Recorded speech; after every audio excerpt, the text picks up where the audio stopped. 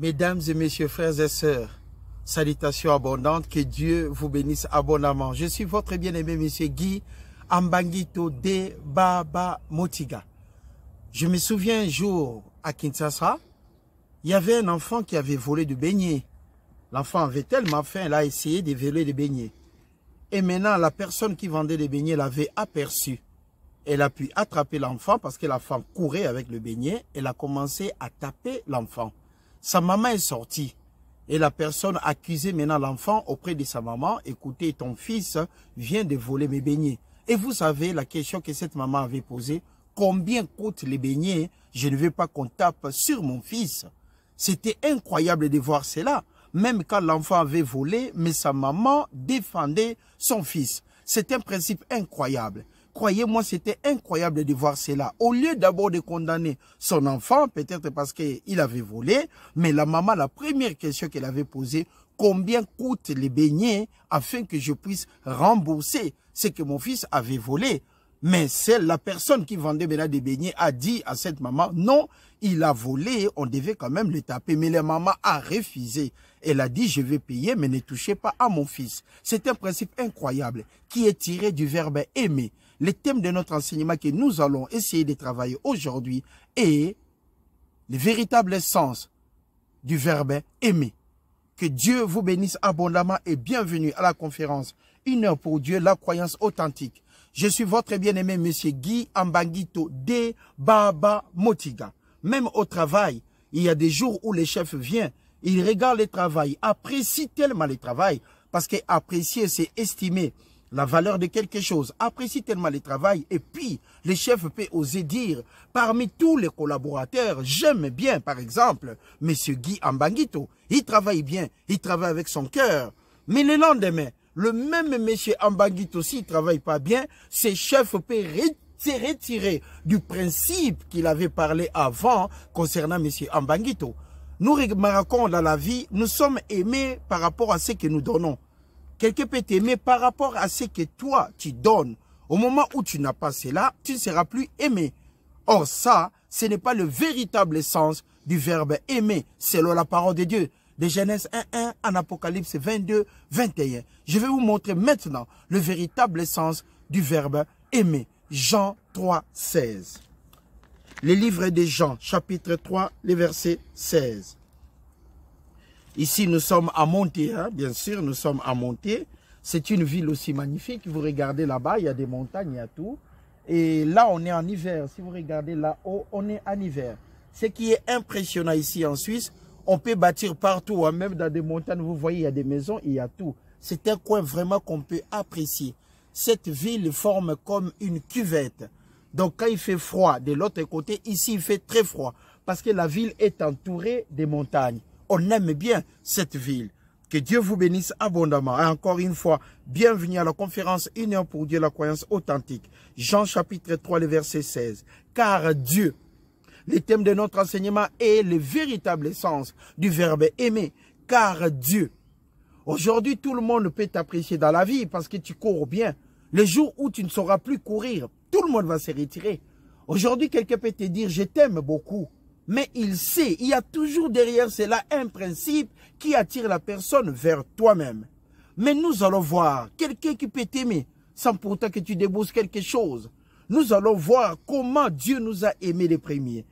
Jean 3,16. Car Dieu a tant aimé le monde qu'il a donné son Fils unique, afin que quiconque croit en lui ne périsse point, mais qu'il ait la vie éternelle. Nous allons ici interpréter la première partie de cette section de l'Écriture.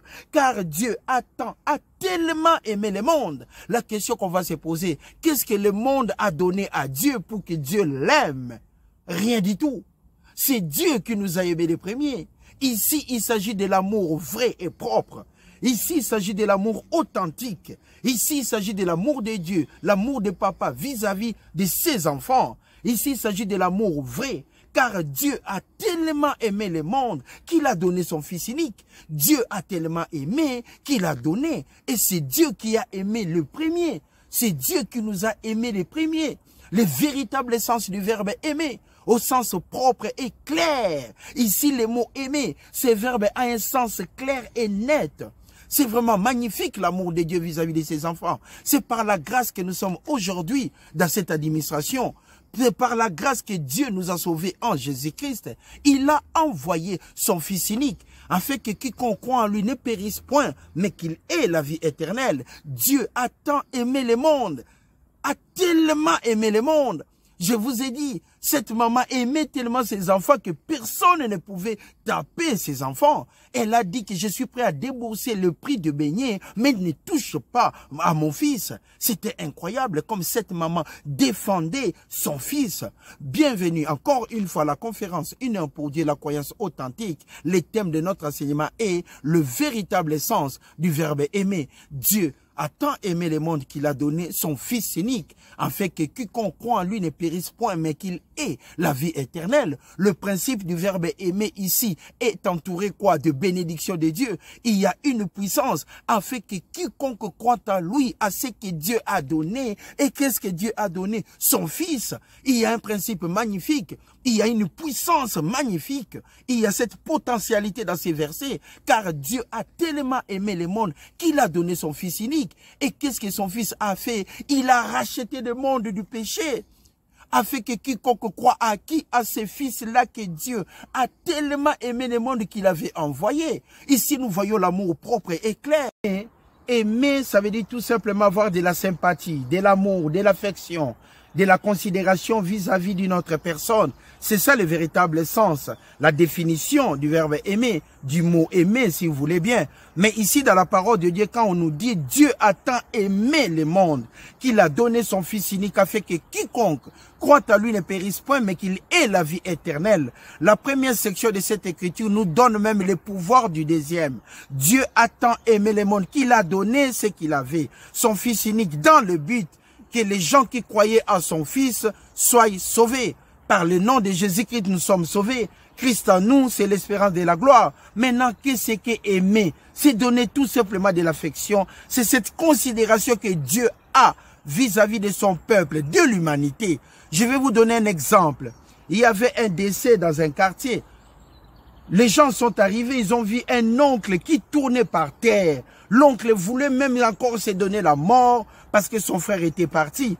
Mais en réalité, les gens disaient que cet homme a tellement aimé son frère qui est parti. Mais il y avait aussi l'autre qui était à côté qui a expliqué non, il l'a pas aimé. Mais c'est cet enfant de cet oncle dépendait de celui qui est parti, dépendait de celui qui est décédé. L'oncle ne pleurait pas le départ de cet homme-là, mais pleurait plutôt les frais de scolarité de ses enfants, à manger de ses enfants. Il n'y avait pas de l'amour dans ces cas-là. Il y avait tout simplement les regrets parce qu'il y avait de profit. Mais Dieu a tant aimé le monde, c'est l'amour vrai. Il a donné son Fils unique, c'est l'amour vrai. Afin que quiconque croit à lui, c'est l'amour vrai, ne périsse point mais qu'il ait la vie éternelle. Ça aussi c'est vrai, parce que Dieu est bon. Dieu n'est point un homme pour mentir, parce que Dieu est tout simplement le créateur des cieux et de la terre, de la mer et de tout ce qui s'y trouve. Parce que Dieu nous a aimés les premiers. On ne peut jamais comparer Dieu par rapport aux hommes. Dieu, ce qu'il nous donne, c'est vrai. Dieu, ce qu'il fait, c'est vrai. Il y a des gens qui pleurent le décès de son frère, mais au fait, ils regrettent le profit. Il y a des gens, même au travail, on te dit, tu travailles très bien, je t'aime. C'est parce que ces jours-là, c'était tout simplement un autre jour. Tu avais la force pour travailler. Mais le moment où tu deviens vieux, tu as 60, 70 ans, personne ne te regardera. Personne ne pourra considérer ce que tu avais fait avant pour cette même entreprise. Mais Dieu a tant aimé le monde qu'il a donné son Fils unique. L'amour vrai. L'amour vrai. Afin que quiconque croit en lui ne périsse point, mais qu'il ait la vie éternelle. L'amour vrai encore. Si tu confesses de ta bouche le nom de Jésus-Christ, que Dieu a envoyé par son amour, l'amour de Dieu vis-à-vis de ses enfants. Luc chapitre 10, le verset 28. Il répondit, le Seigneur, tu aimeras le Seigneur ton Dieu de tout ton cœur, de toute ton âme, et de toute ta force, et de toute ta pensée, et ton prochain comme toi-même. Tu aimeras ton prochain comme toi-même. Le véritable sens du verbe aimer, aimer en vrai. Tu aimeras ton prochain comme toi-même. Pas seulement quand toi tu bénéficies, mais quand aussi ton prochain bénéficie. Tu aimeras ton prochain comme toi-même. Je me souviens, Dans un couple, quand on se réveille le matin, chérie, je t'aime. Le lendemain, chérie, je t'aime. Après le lendemain, chérie, je t'aime. Mais un jour, vous attendez que rien ne marche. Pourquoi? Parce que des fois, l'amour n'est pas vrai. Il y a toujours un intérêt. L'amour n'est pas vrai, n'est pas authentique. Mais quand Dieu a tant aimé le monde, ça c'est vrai. Il a donné son Fils unique, ça c'est vrai. Afin que quiconque croit à lui ne périsse point, mais qu'il ait la vie éternelle. Parce que Dieu est tout simplement bon. Dieu est tout simplement bon. Verset 28. Tu as bien répondu. Alors Jésus lui dit, fais cela et tu vivras. Mais lui voulant encore se justifier, dit à Jésus-Christ, qui est mon prochain? Qui je dois aimer? Jésus reprit la parole et dit, un homme descendait de Jérusalem à Jéricho. Un homme descendait de Jérusalem à Jéricho. Jésus est en train de l'expliquer. Descendait de Jérusalem à Jéricho, il tomba au milieu de brigands. Il était maintenant entouré au milieu de brigands qui le dépouillèrent. Ils ont pris tout ce que cet homme avait. Les chargèrent des coups et s'en allèrent les laissant à demi-mort. Les laissant à demi-mort. Maintenant, un sacrificateur qui par hasard, qui était judéen, descendait par le même chemin et a vu cet homme, passa outre. Un lévite aussi, un lévite qui est chargé de travailler dans l'église de Dieu, dans le sacerdoce de Dieu. Les lévites aussi a vu cet homme par terre, il passa aussi outre. Mais un Samaritain qui voyageait, étant venu de là, fut ému de compassion. Lorsqu'il les vit, il s'approcha et bandant ses plaies, il versa de l'huile et du vin, puis les mit sur sa propre monture, les conduisit à une hôtellerie et prit soin de lui. Le lendemain, ce Samaritain encore, le lendemain, il donna à hôte et dit, aie soin de lui, et ce que tu dépenseras de plus, je te le rendrai à mon retour. Ici, si on peut bien comprendre cet amour, les sacrificateurs et les lévites passaient outre par rapport à la loi judéenne. Quand les Israéliens ont quitté la Syrie, ils étaient plus ensemble avec les Samaritains parce qu'eux touchaient des choses que les Judéens interdisaient. C'est pour cela qu'il y a eu cette séparation. Donc il était presque interdit pour un Samaritain de prendre, de bénéficier des soins d'un Judéen à l'époque.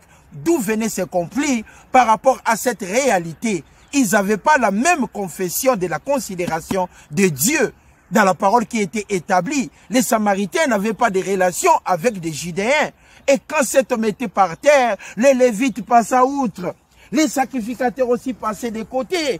Ils ne pouvaient pas s'arrêter. Mais un Samaritain qui ne regarda ni la loi, il a considéré cela. Jean chapitre 4 pour comprendre mieux. Les livres de Jean chapitre 4, le thème de notre enseignement, le véritable sens du verbe aimer.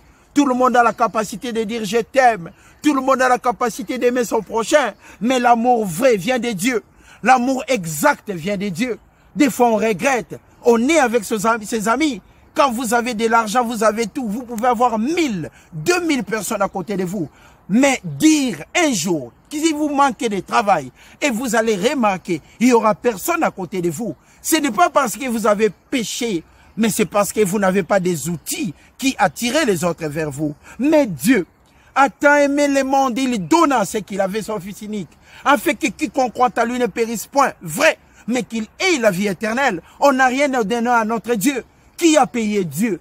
Qui a donné quelque chose à l'Éternel? Qui a donné à Dieu une chaise? Qui a donné à Dieu la respiration? Qui a donné à Dieu de l'argent? Personne. Mais il nous a aimés les premiers. Il nous a rachetés à un grand prix parce que Dieu nous aime. Il nous a aimés les premiers. Ça, c'est le vrai sens du verbe aimer. Aimer comme Dieu nous a aimés. C'est comme ça qu'on doit aimer son propre prochain. On ne peut pas aimer quelqu'un pour profiter de lui, croyant que vous avez gagné le combat, mais à la fin, vous serez peut-être le perdant. Parce que Dieu est amour. Il n'abandonne jamais ses enfants. La pensée de l'homme n'est pas la pensée de Dieu. La pensée de l'homme peut s'arrêter, mais la pensée de Dieu continuera toujours. Aujourd'hui, vous pouvez vous croire que vous êtes bien entouré et que les gens vous aiment. Détrompez-vous. Le vrai amour plutôt, existe selon la parole de Dieu. Dieu a tant aimé le monde en vrai. Jean chapitre 4 pour comprendre. Les Samaritains passaient outre, il était là, il s'est arrêté pour aider, mais les sacrificateurs passaient outre. Les Lévites aussi. Jean chapitre 4. Les livres de Jean chapitre 4. maximum la parole de Dieu. Nous aimons Dieu. Voilà pourquoi nous enseignons sa parole. Avec joie et simplicité de cœur. Que peut me faire un homme? Si Dieu pour moi, qui sera contre moi? Personne. Parce que ça, c'est la parole de Dieu. Il n'a pas besoin d'avocat. Nous travaillons cette parole avec joie et simplicité de cœur. Que Dieu vous bénisse et bienvenue à la conférence Une heure pour Dieu, la croyance authentique. Nous allons regarder. Comme il fallait que Jésus-Christ passât par la Samarie, il arriva dans une ville de Samarie nommée Sichar, près du champ que Jacob avait donné à Joseph, son fils. Là se trouvait le puits de Jacob. Jésus-Christ, fatigué du voyage, était assis au bord du puits. C'était environ la 6e heure. Une femme de Samarie vint puiser de l'eau. Jésus-Christ lui dit, « Donne-moi à boire, car ses disciples étaient allés en ville pour acheter des vivres. » Et la femme samaritaine lui dit, « Comment toi, Jésus-Christ, qui est judéen, juif, me demandes-tu à boire, à moi qui suis une femme samaritaine? » Parce qu'il n'y avait pas de relation entre les Judéens et les Samaritains. Quand ils ont quitté la Syrie, quand ils ont quitté là où ils étaient en Babylone, l'esclavagisme, ils ont vite compris qu'il n'y avait pas de relation. Parce que ce que les Judéens touchaient, les Samaritains ne touchaient pas. Et ce que les Samaritains faisaient par rapport à leur religion, c'était interdit chez les Judéens. Il n'y avait pas de relation. Voilà pourquoi la dame a dit à Jésus-Christ, « Comment toi qui es juif, comment toi qui es judéen, peux me demander encore à boire ?» La femme samaritaine lui dit, « Comment toi qui es juif, me demandes-tu à boire, à moi qui suis une femme samaritaine? » Les Juifs, en effet, n'ont pas de relation avec des Samaritains. Jésus-Christ lui répondit, « Si tu connaissais les dons de Dieu qui est celui qui te dit, et donne-moi à boire, si tu pouvais, ne fût-ce que savoir cela, tu lui aurais donné toi-même, demandé à boire, et tu aurais donné de l'eau vive. » Répétons le verset. Jésus-Christ lui répondit, « Si tu connaissais les dons de Dieu, qui est celui qui te dit, donne-moi à boire, tu lui aurais toi-même demandé à boire et t'aurais donné de l'eau vive. » Si tu savais Jésus-Christ, si tu savais celui qui te demande à boire, il allait lui-même te donner à boire. Quoi? De l'eau vive. Intarissable. L'amour de Dieu. Il suffisait seulement à cette dame de comprendre qui était le Seigneur. C'était une situation incroyable. Jésus-Christ demanda à boire parce qu'il était obligé de traverser cette ville samaritaine. Nous comprenons, il n'y avait pas de relation. Mais la parole de Dieu nous demande la considération de son prochain, même s'il y a un problème. Considérer ton frère, même s'il y a un problème. Nous sommes ici de plusieurs familles. Des fois, nous avons plusieurs membres de famille. Des familles souvent sectionnées en plusieurs parties par manque d'amour. Et qu'est-ce qui apporte que l'amour ne puisse pas tenir? C'est la haine. Et d'où vient la haine? C'est la jalousie tout simplement. Mais la parole de Dieu nous dit, Dieu nous a aimés les premiers. Nous devons nous aimer les uns les autres. Que Dieu vous bénisse abondamment. Et bienvenue à la conférence Une heure pour Dieu, la croyance authentique. Deuxième épître de Pierre. Bienvenue à la conférence. Ici, nous sommes toujours dans le canton des Vallées. Deuxième Pierre, que Dieu vous bénisse abondamment.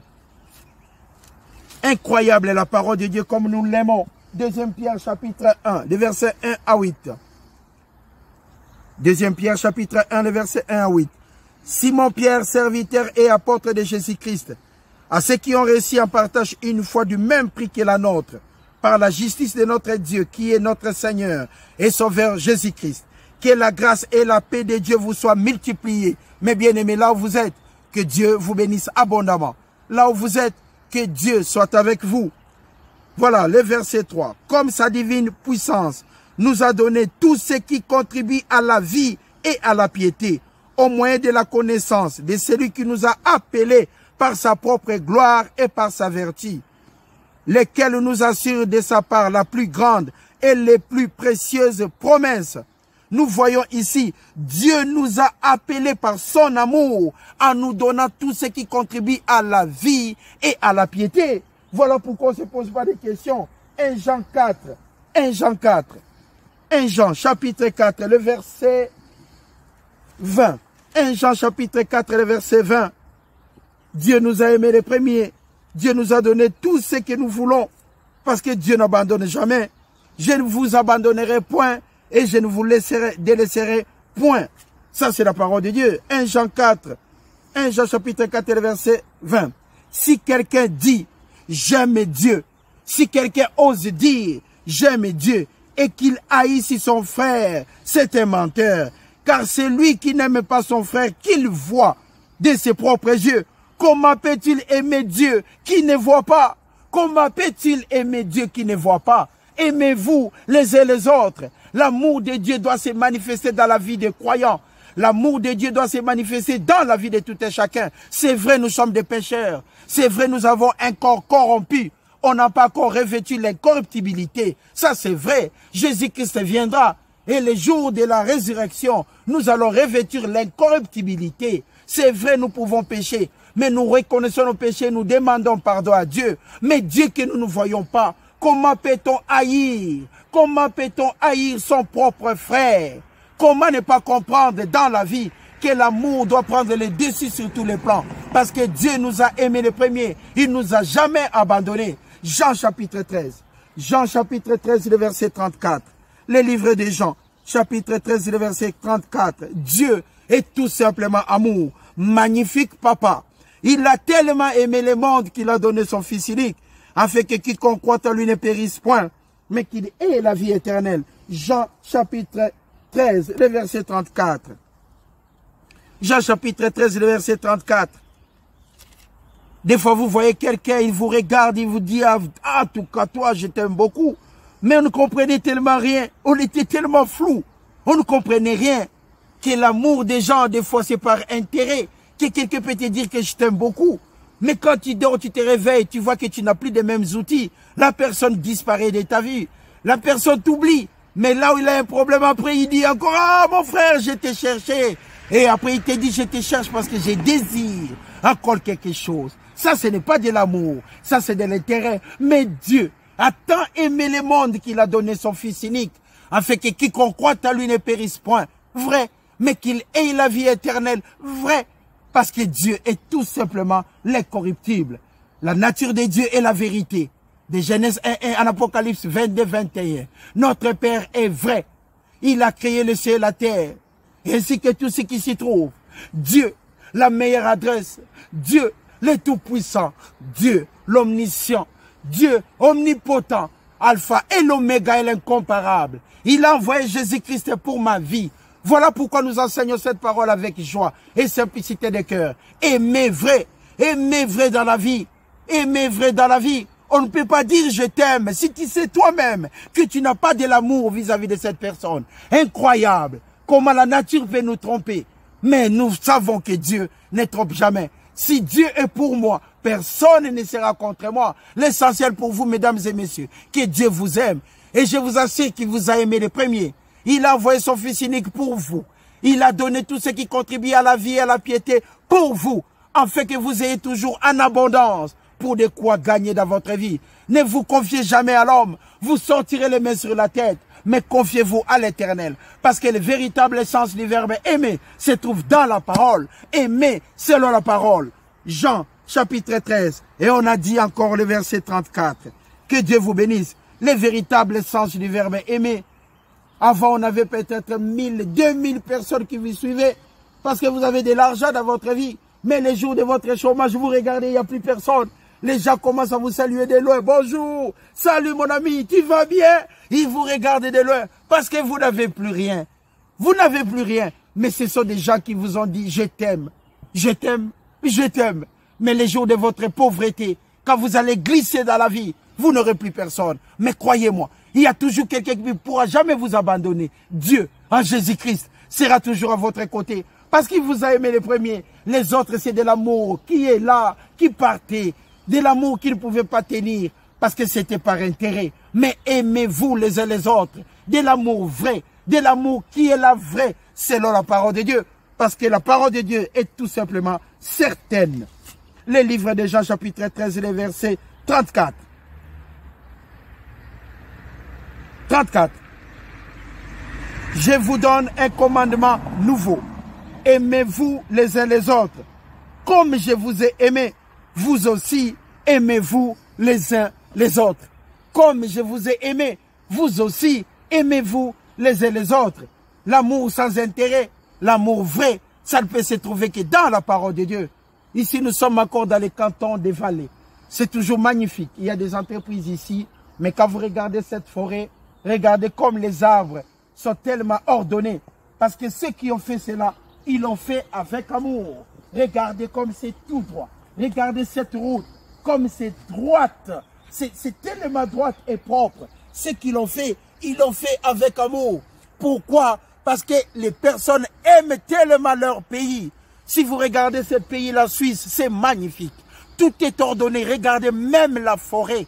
Regardez vous-même comment les arbres sont tellement alignés parce qu'ils aiment bien leur pays. L'amour vrai pour sa patrie. Dieu a tant aimé le monde qu'il a donné l'amour vrai pour son peuple, pour l'humanité. Les commandements de Dieu ne sont pas pénibles, mais nous devons tout simplement aimer en vrai. Le véritable sens du verbe aimer. Que Dieu vous bénisse abondamment. Je vous souhaite un bon week-end avec joie et simplicité de cœur. C'était là le véritable sens du verbe aimer. Papa a tellement aimé le monde qu'il a donné son Fils unique, afin que quiconque croit à lui ne périsse point, mais qu'il ait la vie éternelle. Aimer sans intérêt, aimer d'une manière propre, aimer d'une manière sincère, aimer selon la vérité de la parole de Dieu. Salutations à toutes les familles, salutations à Kinshasa, salutations ici au peuple des Suisses, partout où vous êtes. Que Dieu vous bénisse abondamment. C'était là aimer, le véritable sens du verbe aimer, et puis aimer en vrai, avec joie et simplicité de cœur. Si Dieu est pour vous, personne ne sera contre vous. Bon week-end avec joie et simplicité de cœur.